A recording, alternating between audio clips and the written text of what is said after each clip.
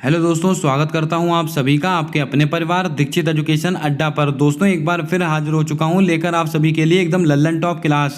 आज 16 मई की SSC MTS की सभी शिफ्टों में आपसे क्या क्या सवाल पूछे गए और आने वाली शिफ्ट में अब आपको क्या पढ़कर जाना है उसका एक सटीक विश्लेषण करेंगे इस क्लास के अंदर। अगर आपका भविष्य में एसएससी एमटीएस का एग्जाम है तो आज की क्लास आपकी परीक्षा के लिए मील का पत्थर साबित होने वाली है। 8 से 10 सवाल आपको हूबहू देखने को मिलेंगे। पूरी क्लास को आप नोट करके रखिएगा। क्लास के अंत में आज बहुत ही बड़ी घोषणा करने वाला हूं, बहुत ही महत्वपूर्ण जानकारी देने वाला हूं, उसको जरूर सुनकर जाइएगा। आइए शुरू करते हैं आज की क्लास, देखते हैं अपने सारे सवाल। दोस्तों हमसे सवाल पूछा गया कि जैन धर्म के अंतिम तीर्थंकर कौन थे। तो आप सबको पता है कुल कितने तीर्थंकर थे, 24। और सबसे लास्ट अंतिम तीर्थंकर कौन थे, महावीर स्वामी। आपका ऑप्शन नंबर ए बिल्कुल सही जवाब होगा, इसको आप ध्यान में रखें। इसके अलावा अगर आपसे पूछ लिया जाता जैन धर्म के पहले तीर्थंकर कौन है, ऋषभदेव। पहले क्रम के कौन थे, ऋषभदेव। और दोस्तों 23वें कौन है, पार्श्वनाथ। ये दोस्तों 3 ऐसे सवाल हैं, यही 3 सवाल बार बार आपकी परीक्षा में पूछे जाते हैं। अगर 23वां पूछे तो पार्श्वनाथ, पहले कौन है, ऋषभदेव, और दोस्तों अंतिम कौन है, महावीर स्वामी। इसको आप ध्यान में रखें। आइए चलते हैं अपने अगले सवाल की ओर। दोस्तों हमसे अगला सवाल पूछा गया कि पोंगल किस राज्य का प्रमुख त्योहार है। उम्मीद करता हूं इस सवाल को आपने गलत नहीं किया होगा। इस सवाल को मैंने कई बार आपको नोट कराया हुआ है। पोंगल कहां का त्योहार है, ये तमिलनाडु का है। आपका ऑप्शन नंबर ए बिल्कुल सही जवाब होगा, इसको आप ध्यान में रखें। अगर आपसे सवाल पूछ लिया था अट्टूकल पोंगल, कौन सा, अट्टूकल पोंगल, ये दोस्तों कहाँ का है, तो ये केरल का है। ये दोनों सवाल मैंने आपको कई बार नोट कराए हैं। इसके अलावा असम, अगर आपसे पूछ लिया जाए वांचुआ फेस्टिवल, वांचुआ फेस्टिवल ये कहाँ पर सेलिब्रेट किया जाता है, तो आपको ध्यान में रखना है असम के अंदर सेलिब्रेट किया जाता है। इतनी बातें आपको ध्यान में रखनी है। आइए चलते हैं अपने अगले सवाल की ओर। हमारा अगला सवाल पूछा गया कि तराइन का द्वितीय युद्ध किसके किसके बीच में हुआ। दोस्तों सारे युद्ध मैंने आपको कई बार नोट कराए हुए हैं। तराइन का दूसरा युद्ध किसके बीच में हुआ था, तो आप सबको पता है पृथ्वीराज चौहान और मोहम्मद गौरी के बीच में। आपका ऑप्शन नंबर ए बिल्कुल सही जवाब होगा। और दोस्तों कब हुआ था, 1192 ईस्वी में हुआ था। और तराइन का पहला युद्ध कब हुआ था, 1191 ईस्वी में हुआ था। आपको याद होगा तराइन के पहले युद्ध में पृथ्वीराज चौहान की विजय हुई थी और तराइन के दूसरे युद्ध में मोहम्मद गौरी की विजय हुई थी। ऑप्शन में देखिए रखा हुआ है राजा मान सिंह तथा महाराणा प्रताप, इनके बीच में दोस्तों कौन सा युद्ध हुआ था, तो आपको ध्यान में रखना है हल्दी घाटी। हल्दी घाटी, हल्दी घाटी का युद्ध किसके बीच में हुआ था, तो आपको ध्यान में रखना है राजा मान सिंह और महाराणा प्रताप। और हल्दी घाटी का युद्ध हुआ कब था, 1576 ईस्वी को हुआ था। इसको भी आपको ध्यान में रखना है। शेर शाह सूरी और हुमायूं, इनके बीच में दोस्तों कौन सा युद्ध हुआ था, तो आपको दोस्तों बताना है कमेंट कर कर। इसका जवाब मैंने आपको 2 से 3 बार नोट कराया हुआ है। मराठा तथा अहमद शाह अब्दाली, इनके बीच में दोस्तों कौन सा युद्ध हुआ था, तो आपको नोट करके रखना है पानीपत का तीसरा युद्ध। पानीपत का तीसरा युद्ध हुआ था और कब का है, 1761 में हुआ था। इसको भी आपको नोट करना है। कमेंट करके बताएं शेर शाह सूरी और हुमायूं ये दोस्तों किसके बीच में युद्ध हुआ था, कौन सा युद्ध हुआ था। और ये सवाल आपके एमटीएस की परीक्षा में 1-2 दिन पहले पूछा गया प्रश्न है। आइए चलते हैं अपने अगले सवाल की ओर। हमारा अगला सवाल पूछा गया कि निम्नलिखित में से कौन सी नदी बंगाल की खाड़ी में गिरती है। स्वर्णरेखा नदी, कृष्णा नदी, गोदावरी नदी। आपको दोस्तों याद होगा सुबह वाली शिफ्ट में क्या पूछा गया था कि कौन सी नदी बंगाल की खाड़ी में नहीं गिरती है। और दोस्तों शाम वाली शिफ्टों में क्या पूछा गया कि कौन सी नदी बंगाल की खाड़ी में गिरती है। तो आपको दोस्तों ऑप्शन के अकॉर्डिंग वहां पर आंसर लगाना था। 8 से 9 नदियां हैं जो बहुत ही महत्वपूर्ण है बंगाल की खाड़ी में जो गिरती हैं, उनको आप अच्छे से पढ़कर जाना। 100% आने वाली शिफ्टों में फिर आपसे सवाल पूछा जाएगा। तो स्वर्णरेखा नदी हो गया, कृष्णा नदी हो गया, गोदावरी नदी हो गया, ये सबकी सब नदियां बंगाल की खाड़ी में गिरती हैं। तो आपका ऑप्शन नंबर डी बिल्कुल सही जवाब होगा, इसको आप ध्यान में रखें। और सुबह वाली शिफ्ट में पूछा गया था कि कौन सी नदी बंगाल की खाड़ी में नहीं गिरती, तो उसका आंसर क्या था, ताप्ती नदी। उम्मीद करता हूं आपने नोट कर लिया होगा। आइए चलते हैं अपने अगले सवाल की ओर। हमसे अगला सवाल पूछा गया कि प्रथम पद्मश्री पुरस्कार विजेता अभिनेत्री कौन है। लता मंगेशकर, आशा भोसले, नरगिस, आशा पारेख। तो आपको ध्यान में रखना है प्रथम पद्मश्री पुरस्कार अभिनेत्री कौन है, नरगिस। आपका ऑप्शन नंबर सी बिल्कुल सही जवाब होगा, इसको आप ध्यान में रखें। अगर हम बात करें लता मंगेशकर, इनको भारत रत्न कब दिया गया था, वर्ष 2001 में इनको भारत रत्न दिया गया था। इसके अलावा इनको स्वर कोकिला के नाम से जाना जाता है, आप सबको पता होगा। अगर आपसे पूछ लिया जाता है इनको कौन से देश का सम्मान मिला था, फ्रांस का। फ्रांस का एक सर्वोच्च सम्मान होता है लीजन द ऑनर अवार्ड, किसको मिला था? लता मंगेशकर जी को मिला था। इसके अलावा अगर आपसे सवाल पूछे पहला लता दीनानाथ मंगेशकर पुरस्कार किसको मिला है? हमारे प्रधानमंत्री नरेंद्र मोदी जी को मिला है। दूसरा लता दीनानाथ मंगेशकर पुरस्कार किसको मिला है? ये दोस्तों आशा भोसले, इनको मिला है। इतनी बातें आपको नोट करनी है। अगर आपसे पूछ लिया 52वां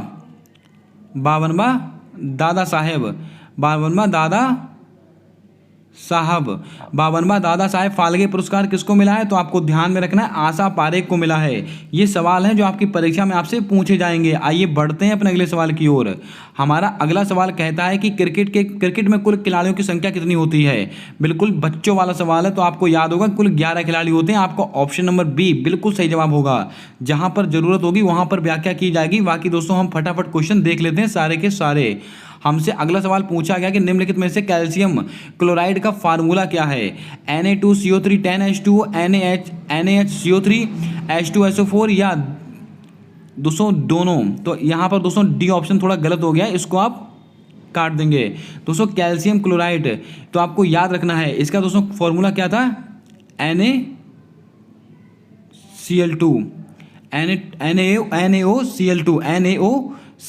ये दोस्तों कैल्शियम क्लोराइड का फार्मूला होता है। इसको आप यहाँ से कनेक्ट कर लेंगे। ये सवाल मोस्ट इंपॉर्टेंट है, आपकी परीक्षा में पूछा गया सवाल है।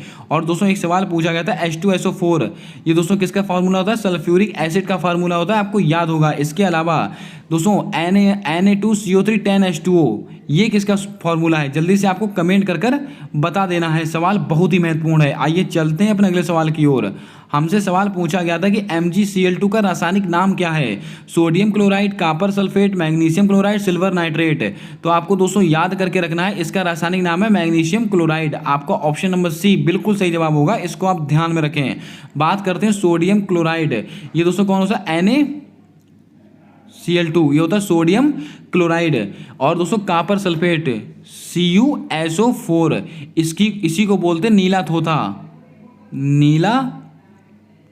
थोथा, इसी को कहा जाता है। इसको भी आपको ध्यान में रखना है। Silver nitrate AgNO3 silver nitrate. दोस्तों आपको चुनाव में जो उंगलियों पर स्याही लगाई जाती है वो किसकी बनी होती है? सिल्वर नाइट्रेट की बनी होती है। ये भी आपको ध्यान में रखना है। अगर दोस्तों आप क्लास को पहली बार देख रहे हो तो क्लास को लाइक कर दें। चैनल पर पहली बार आए हो तो चैनल को सब्सक्राइब कर बेल वाला आइकन ध्यान से दबा लें, ताकि आने वाली सारी क्लासेस के अपडेट आप तक आसानी से पहुँचते रहें। सारी क्लास को अटेंड कीजिएगा। आज की क्लास मोस्ट इंपॉर्टेंट है, बहुत ही महत्वपूर्ण जानकारी देने वाला हूँ इस क्लास के अंदर। भारत में वर्तमान में जनगणना कितने वर्षों के अंतराल में होती? तो आप सबको पता है 10 वर्षों के अंतराल में। आपका ऑप्शन नंबर सी बिल्कुल सही जवाब होगा। चलिए चलते हैं अपने अगले सवाल की ओर। सवाल पूछा गया कि संसदात्मक शासन प्रणाली किस देश से ली गई है? Australia, America, Britain, Ireland? दोस्तों लगभग मैंने सारे कॉन्सेप्ट आपको इसके नोट करा चुका हूं। संसदात्मक शासन प्रणाली कहां से ली गई है? ब्रिटेन के संविधान से ली गई है। आपका ऑप्शन नंबर सी बिल्कुल सही जवाब होगा। याद कीजिएगा दोस्तों, ऑस्ट्रेलिया से दोस्तों क्या लिया गया है? समवर्ती सूची की अवधारणा। अमेरिका से क्या लिया गया है? मौलिक अधिकार। और दोस्तों राष्ट्रपति पर महाभियोग की प्रक्रिया। आयरलैंड से क्या लिए गए हैं? DPSP यानी कि राज्य के नीति निर्देशक तत्व। मौलिक कर्तव्य दोस्तों कहां से लिए गए? रूस से लिए गए हैं। और संविधान संशोधन दक्षिण अफ्रीका से लिया गया है। इतनी बातें आपको ध्यान में रखनी है। चलिए चलते हैं अपने अगले सवाल की ओर। अगला सवाल पूछ लिया गया कि वन हेल्थ प्रोग्राम किस मंत्रालय के अधीन है? वाणिज्य एवं उद्योग मंत्रालय, सामाजिक न्याय और अधिकारिता मंत्रालय, पशुपालन और डेयरी मंत्रालय या स्वास्थ्य मंत्रालय? दोस्तों बहुत बच्चों ने इसका आंसर स्वास्थ्य मंत्रालय लगाया होगा, तो आप ध्यान में रखना वन हेल्थ प्रोग्राम ये किस मंत्रालय के अधीन आता है? तो आपको ध्यान में रखना है पशुपालन एवं डेयरी मंत्रालय। आपका ऑप्शन नंबर सी बिल्कुल सही जवाब होगा। अगर आपसे सवाल पूछ लिया है वाणिज्य एवं उद्योग मंत्रालय ये दोस्तों क्या क्या करता है, तो आपको ध्यान में रखना है GI टैग कौन देता है? वाणिज्य एवं उद्योग मंत्रालय। स्टार्टअप पहल किस मंत्रालय की पहल है? वाणिज्य एवं उद्योग मंत्रालय। कमेंट करके बताएं स्टार्टअप दिवस कब सेलिब्रेट करते हैं? कई बार सवाल मैंने आपको नोट कराया हुआ है। चलिए चलते हैं अपने अगले सवाल की ओर। राज्यसभा का अध्यक्ष कौन होता है? दोस्तों मैंने कई बार आपको नोट कराया है। आर्टिकल 64 उपराष्ट्रपति राज्यसभा का पदेन सभापति होगा, तो आपका आंसर क्या होगा? उपराष्ट्रपति। आपका ऑप्शन नंबर बी बिल्कुल सही जवाब होगा। अगर आपसे पूछ ले उपराष्ट्रपति का उल्लेख कौन से आर्टिकल में है? Article number 63। और आर्टिकल नंबर 64 क्या कहता है कि उपराष्ट्रपति राज्यसभा का पदेन सभापति होगा। दोस्तों आपको याद होगा ज्वाइंट सिटिंग आर्टिकल 108 इसमें दोस्तों इसको बुलाता कौन है? राष्ट्रपति। लेकिन इसकी अध्यक्षता कौन करता है? स्वयं लोकसभा अध्यक्ष। लेकिन इसके अंदर उपराष्ट्रपति भाग नहीं लेता है। इतनी बातें आपको ध्यान में रखनी है। चलिए चलते हैं अपने अगले सवाल की ओर। हमारा अगला सवाल पूछा गया कि निम्नलिखित में से अमित्रघात्रा किसे कहा जाता है? बिंदुसार, बिंबसार, विजयानंद, सिंह विष्णु। तो आपको ध्यान में रखना है, अमित्रघाता किसको कहा गया है? बिंदुसार को कहा गया है। आपका ऑप्शन नंबर ए बिल्कुल सही जवाब होगा, इसको आप ध्यान में रखें। बात करते हैं बिंबसार। ये दोस्तों हर्यक वंश के संस्थापक थे। कौन से?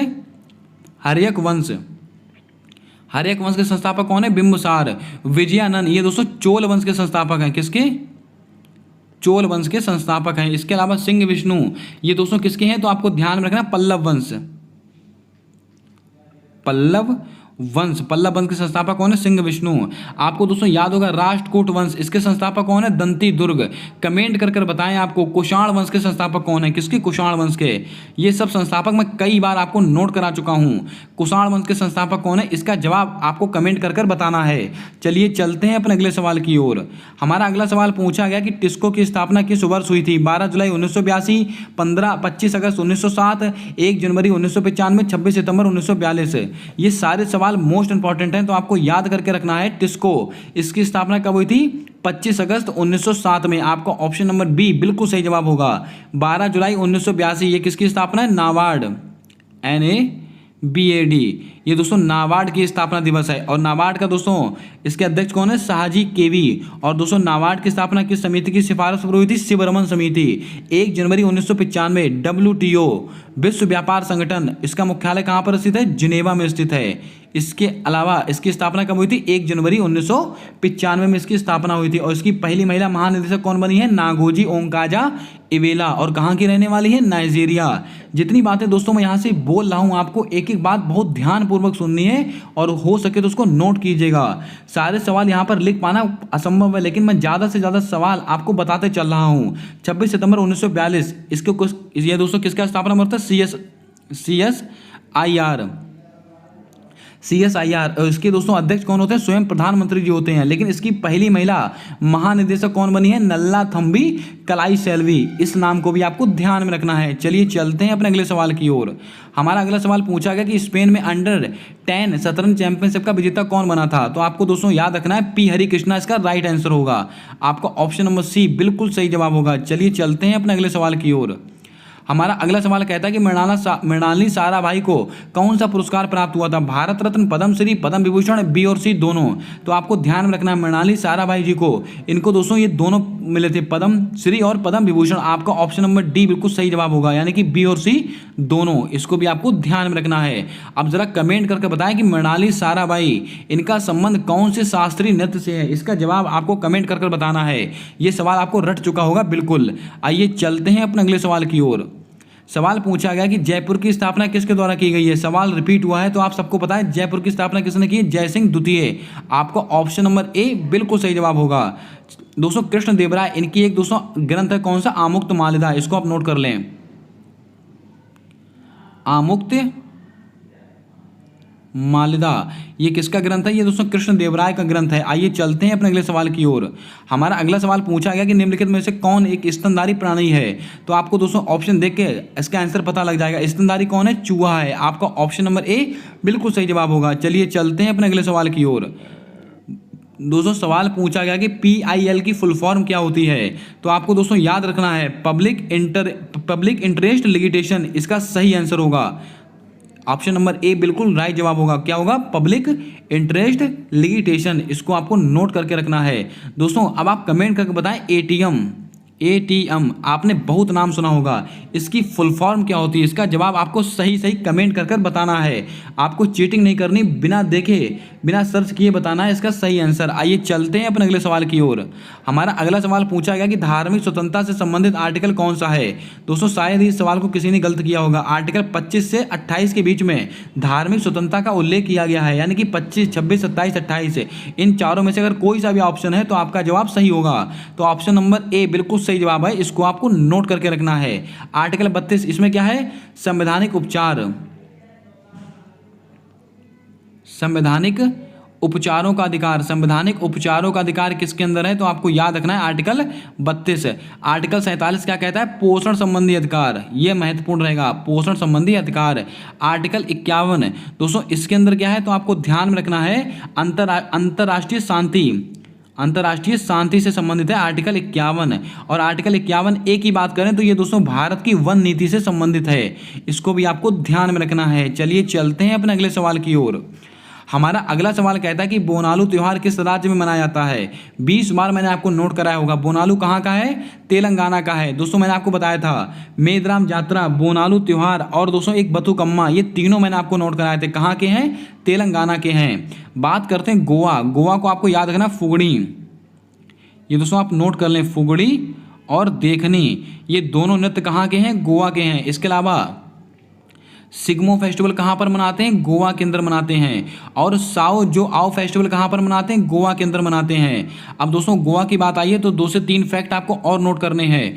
गोवा को हमने अलग से राज्य का दर्जा कब दिया गया था? 56वां संविधान संशोधन था, 56वां कॉन्स्टिट्यूशन अमेंडमेंट के द्वारा गोवा को अलग से राज्य का दर्जा दिया गया था। कब हुआ था? 1987 में। और गोवा किसका उपनिवेश था? पुर्तगाल का था। इसको भी आपको ध्यान में रखना है। चलिए चलते हैं अपने अगले सवाल की ओर। हमारा अगला सवाल पूछा गया कि कुमारी कमला का संबंध किस शास्त्रीय नृत्य से है? कथकली, मोहिनीअट्टम, कथक, सत्रिया। तो आपको ध्यान में रखना है, आपको ऑप्शन नंबर सी बिल्कुल सही जवाब होगा। इनका संबंध है कथक। दोस्तों पंडित बिरजू महाराज, सितारा देवी, लक्षुराम और दोस्तों कुमारी कमला, इन सबका संबंध किससे है? कथक से है। बात करते हैं सत्रिया, एक शंकर देव, इनका संबंध किससे है? सत्रिया से है। इसको भी आप थोड़ा याद रख लें। आइए चलते हैं अपने अगले सवाल की ओर। हमारा अगला सवाल पूछा गया था कथक नृत्य की उत्पत्ति का श्रेय किसे दिया जाता है? रुक्मणी देवी अरुणडेल, पंडित बिरजू महाराज, केलुचरण महापात्र, स्वामी हरिदास। तो इसका राइट आंसर क्या होगा? स्वामी हरिदास। आपका ऑप्शन नंबर डी बिल्कुल सही जवाब होगा। बात करें रुक्मणी देवी अरुणडेल, इनको दोस्तों भरतनाट्यम का दोस्तों उद्भाव किसने किया था? रुक्मणी देवी अरुणडेल। पंडित बिरजू महाराज का भी संबंध कथक से ही है। केलुचरण महापात्र, ये दोस्तों उड़ीसी नृत्य से संबंधित हैं। इसको आप मोस्ट इंपॉर्टेंट में रखेंगे, आपकी एसएससी, सीएचएसएल और सीजीएल की परीक्षा के लिए मोस्ट इंपॉर्टेंट सवाल रहेगा। केलुचरण महापात्र का संबंध किससे? उड़ीसी नृत्य से। आइए चलते हैं अपने अगले सवाल की ओर। दोस्तों अभी हम बात करने वाले हैं सुबह वाली शिफ्टों के। आइए फटाफट इसका भी एनालिसिस देख लेते हैं। केवल मैं सवाल और उसका आंसर बताने वाला हूं। इसका डिटेल एनालिसिस मैंने सुबह करा दिया है। अगर आपको दोस्तों इसका डिटेल एनालिसिस देखना है तो आप सुबह वाली क्लास देख सकते हैं। दोस्तों खेलो इंडिया यूथ गेम 2023 का आयोजन कहाँ हुआ? तो आप सबको पता है मध्य प्रदेश में हुआ। इसमें पहले स्थान पर महाराष्ट्र रहा था, दूसरे स्थान पर हरियाणा रहा था, तीसरे स्थान पर मध्य प्रदेश रहा था। और दोस्तों कितने शहरों में हुआ था? 8 शहरों में हुआ था, मैंने आपको बता दिया है। आइए चलते हैं अपने अगले सवाल की ओर। पंडित रविशंकर का संबंध किससे है? तो आप सबको पता है सितार वादक हैं। ऑप्शन नंबर बी बिल्कुल सही जवाब होगा। और 1999 में इनको क्या मिला था? भारत रत्न मिला था। आइए चलते हैं अपने अगले सवाल की ओर। सवाल पूछा गया कि बंगाल की खाड़ी में कौन सी नदी नहीं गिरती है? तो मैंने अभी आपको बताया ताप्ती नदी नहीं गिरती है। आपका ऑप्शन नंबर बी बिल्कुल सही जवाब होगा। आइए चलते हैं अपने अगले प्रश्न की ओर। अशोक के शिलालेखों में कुल कितने प्रकार के राजनीतिक केंद्र थे? तो हमने बताया था 4 प्रकार के। आपका ऑप्शन नंबर बी बिल्कुल सही जवाब होगा। कमेंट करके बताएं अशोक का जो कलिंग युद्ध है वो दोस्तों किस अभिलेख में मिलता है? सवाल पूछा गया किस मुगल शासक को बर्मा भेजा गया था? तो आपको याद रखना है ये बहादुर शाह जफर इसका राइट आंसर होगा। ऑप्शन नंबर डी बिल्कुल सही जवाब होगा। इसको भी आपको नोट कर लेना है। चलिए बात कर लेते हैं अपने अगले सवाल की ओर। राज्यसभा में कितने एंग्लो सदस्य मनोनीत होते हैं? तो आपको याद होगा 2 सदस्य। आपका ऑप्शन नंबर ए बिल्कुल सही जवाब होगा। चलिए बढ़ते हैं अपने अगले सवाल की ओर। हमारा अगला सवाल पूछा गया कि निम्नलिखित में से असम में कौन सा मंदिर स्थित है? सबरीमाला मंदिर, कामाख्या देवी मंदिर, मीनाक्षी देवी मंदिर या भारत माता मंदिर? तो आपको दोस्तों याद करके रखना असम में कौन सा स्थित है? कामाख्या माता मंदिर। आपका ऑप्शन नंबर बी बिल्कुल सही जवाब होगा। इसको भी आपको ध्यान में रखना है। चलिए चलते हैं अपने अगले सवाल की ओर। दोस्तों द व्हाइट टाइगर पुस्तक के लेखक कौन है? अरविंद अडिगा साहब हैं। इसका दोस्तों ऑप्शन थोड़े नीचे आ गए, इसको आप मैनेज कर लेंगे। अरविंद अडिगा इसका राइट आंसर होगा। इसको भी आपको ध्यान में रखना है। चलिए बात करते हैं अपने अगले सवाल की ओर। सवाल पूछा गया था कि भारत की सबसे लंबी सीमा किस देश के साथ लगती है? तो आपको पता होगा बांग्लादेश। आइए बढ़ लेते हैं अपने अगले सवाल की ओर। सवाल पूछा गया था कि निम्नलिखित में से कौन सा विटामिन आंखों के लिए फायदेमंद है? तो आपको मैंने बताया था विटामिन ए, रतौंधी रोग। आपका ऑप्शन नंबर सी बिल्कुल सही जवाब होगा। बढ़ते हैं अपने अगले सवाल की ओर। जनगणना किस अधिनियम के तहत होती है? सुबह हमने डिस्कस कर लिया था, 1948 के अधिनियम के तहत होती है। सुबह पूछा गया था किस अधिनियम के तहत होती है। शाम वाली शिफ्ट में पूछा गया था कि 200 कितने वर्षों के अंतराल में होती है। सवाल जनगणना से डेली आपकी शिफ्ट में पूछा जा रहा है। आइए चलते हैं अपने अगले सवाल की ओर। तुम मुझे खून दो मैं तुम्हें आज़ादी दूंगा, किसने कहा था? नेताजी सुभाष चंद्र बोस। आपका ऑप्शन नंबर सी बिल्कुल सही जवाब होगा। चलिए बात करते हैं अपने अगले सवाल की ओर। वर्ल्ड एथलीट चैंपियनशिप 2022 कहाँ आयोजित हुई थी? तो आपको मैंने सुबह बताया था ये अमेरिका में आयोजित हुई थी। कहाँ पर? अमेरिका में। आपका ऑप्शन नंबर ए बिल्कुल सही जवाब होगा। और 2025 में कहाँ पर होगी? ये जापान में होने वाली है, इसको भी आप याद रखें। बढ़ते हैं अपने अगले सवाल की ओर। पीएम मोदी ने हाल ही में कितने कृषि संस्थानों का उद्घाटन किया है? तो मैंने बताया था 600। आपका ऑप्शन नंबर बी बिल्कुल सही जवाब होगा। हमारा लास्ट सवाल पूछा गया था कि चौरी चौरा घटना किस वर्ष हुई थी? तो आपको याद होगा 1922 में हुई थी चौरी चौरा घटना। आपको उत्तर नंबर बी इसका सही आंसर होगा, इसको भी आपको ध्यान में रखना है। दोस्तों ये थे कुछ आज के सवाल जो आपके एमटीएस की परीक्षा में पूछे गए। दोस्तों आप लोगों की जानकारी के लिए बता दें, अगर आप एसएससी सीजीएल, एसएससी सीएचएसएल या कोई सी भी एक दिवसीय कॉम्पिटिटिव एग्जाम की तैयारी कर रहे हों तो आप कमेंट कर जरूर बताएं। उसके लिए क्या एक ब्रह्मास्त्र क्लास लाई जानी चाहिए जिसमें स्टैटिक जीके, करंट अफेयर, मतलब कुल मिलाकर पूरा जीके जीएस का आपका पोर्शन वहीं पर कवर हो जाए, आपको और कोई क्लास देखने की जरूरत ना पड़े। अगर आप चाहते हैं हाँ तो कमेंट कर आप जरूर बताएं। अब दोस्तों अगर आपको क्वेश्चंस मुझे भेजने हैं तो आपको दोस्तों मैं एक नंबर प्रोवाइड कर दे रहा हूं। उस नंबर पर आप जो एमटीएस में सवाल पूछे जा रहे हैं या आने वाली कोई सी परीक्षाओं में जो सवाल पूछे जाएंगे, आप उस नंबर पर मुझे क्वेश्चन दे सकते हैं और दोस्तों मैं उसका एक सटीक विश्लेषण आपके सामने करा दूंगा। लेकिन दोस्तों आप याद रखिएगा उस नंबर पर आप कॉल मत कीजिएगा, आप केवल व्हाट्सएप कर वहां पर आप क्वेश्चंस भेज सकते हैं। दोस्तों नंबर कौन सा तो आप नोट कर लीजिएगा, 81 265 07 143 है। आप इस नंबर पर दोस्तों केवल और केवल क्वेश्चन सेंड करेंगे, कॉल नहीं करेंगे। आपसे विनती है इसको आप ध्यान में रखें। 81 265 07 143 इस नंबर पर आप हमको क्वेश्चन सेंड कर सकते हैं, उसका हम सटीक एनालिसिस करा देंगे इस क्लास के अंदर। अगर आपको इस क्लास की पीडीएफ चाहिए है तो आप दोस्तों हमारे टेलीग्राम चैनल पर ज्वाइन हो सकते हैं, उसका लिंक मैंने कम्युनिटी टैब में दे दिया है और दोस्तों वहां से आप टेलीग्राम चैनल पर ज्वाइन हो सकते हैं और सारे क्वेश्चन डेली के डेली मैं वहां पर अपडेट कर देता हूं, आप वहां से देख सकते हैं। अगर आपका भविष्य में एसएससी एमटीएस का एग्जाम है तो सारे एनालिसिस देख कर जाइएगा। 100% आप अच्छा स्कोर करने वाले हैं, अपने माँ बाप का सपना पूरा करने वाले हैं। एक बार फिर आपसे दिल से रिक्वेस्ट है, आप नंबर पर कॉल मत कीजिएगा, केवल व्हाट्सएप पर मैसेज कीजिएगा, अपने क्वेश्चन शेयर कीजिएगा। अगर आपको दोस्तों कुछ पूछना है तो वो भी आप वहां पर आसानी से पूछ सकते हैं। मिलते हैं आने वाली अगली वीडियो में, तब तक के लिए जय हिंद जय भारत दोस्तों।